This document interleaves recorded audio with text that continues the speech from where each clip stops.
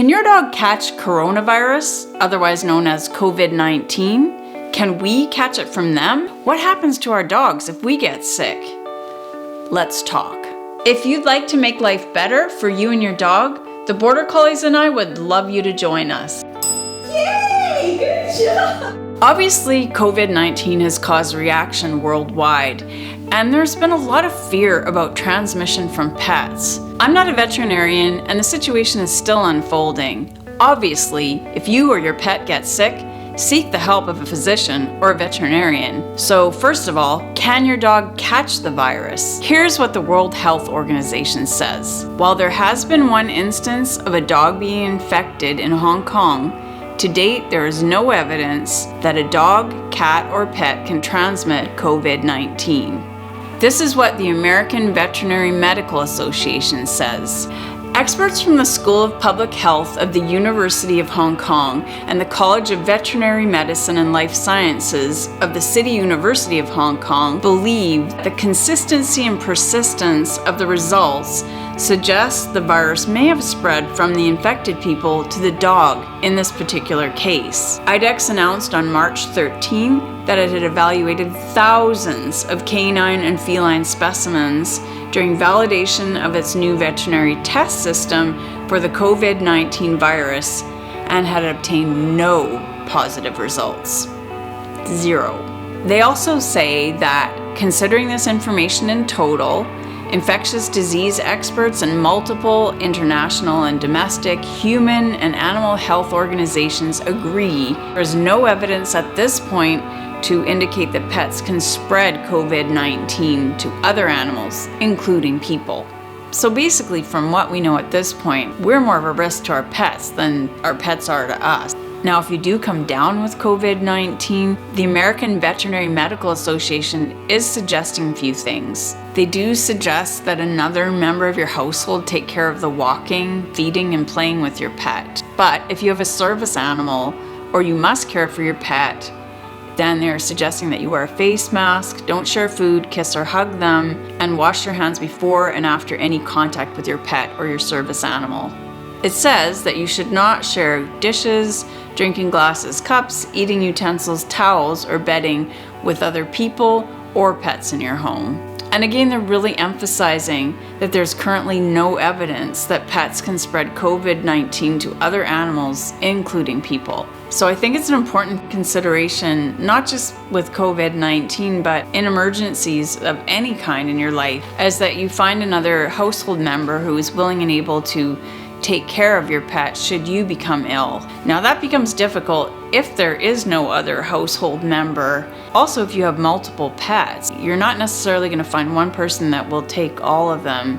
So personally, I have thought of emergency caretakers for my pets if something could happen to me. But I have to review that because people's situations do change, and sometimes another pet will no longer be convenient because of some change in their own life. Once I've confirmed with some of the people I know that they would take my pets in an emergency, I'm going to put that list in my wallet. The other thing they suggest is to have an emergency kit, to have at least 2 weeks of your pet's food and 2 weeks of your pet's medication. Normally, emergency kits are thought about in terms of evacuation, but if we're needed to be isolated for an extended time, we need to think about that as well.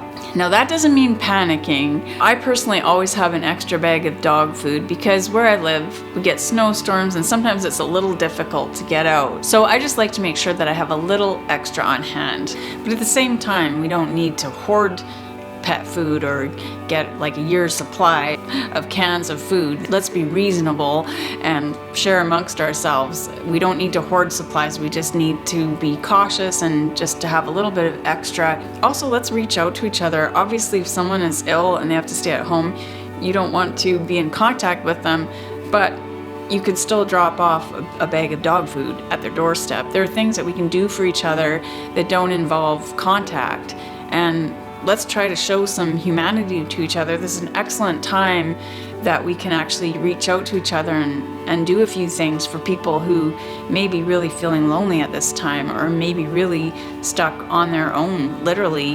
It could be a very scary time for certain people. So this is time to be generous and not to be hoarding everything we can and reselling it for twice the amount that we paid. It's a time to be helping out other people, and of course we have to look after ourselves and make sure we're cared for and that we have the supplies we need. But let's also think of others, and if we know somebody who's in need of something, it's a great time to show our humanity to others, as well as a good time to let our pets comfort us. Let's face it, this is a strange time in history for all of us. My provincial SPCA also has a very good disaster planning checklist for families with pets. Now, some of the things they mention are food, water, and treats. That's an obvious one. Medications and medical records, including your vet contact information. They also suggest pet photos with written descriptions of your pet in a Ziploc bag. Also toys to help entertain and lower stress. Things like Kongs, balls, treat balls for cats, feather wands, and catnip toys. Also towels and blankets. It's a good idea to record your pet's microchip, tattoo, or license number and keep that with their medical information. I have read reports about people abandoning their animals out of fear about transmission of COVID-19, but honestly, it's a really low risk. As I said, thousands of canine and feline tests have been done and no positive results were found. And really the risk is human to human transmission, not dogs and cats.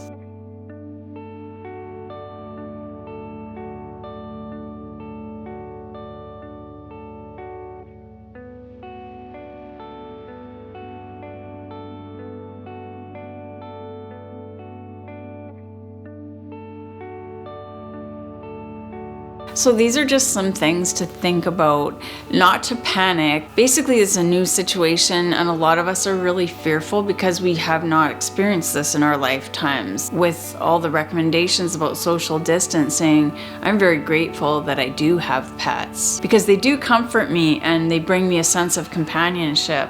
If we just remain calm and we try to support each other in whatever ways we can, then we can try to make this situation into something at least a little less unpleasant for all of us. And maybe we can connect with each other in ways other than in person. I mean, it's wonderful that we have YouTube to be able to talk to each other like this. So please feel free to share your fears or your ideas. Are you spending more time with your pet? Are you worried about your pet? Have you done your emergency planning?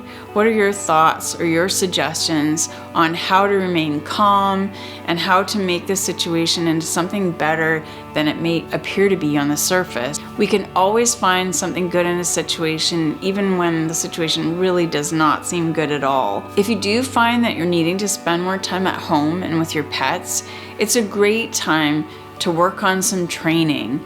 There's an abundance of training games that can really help enhance your relationship with your pet.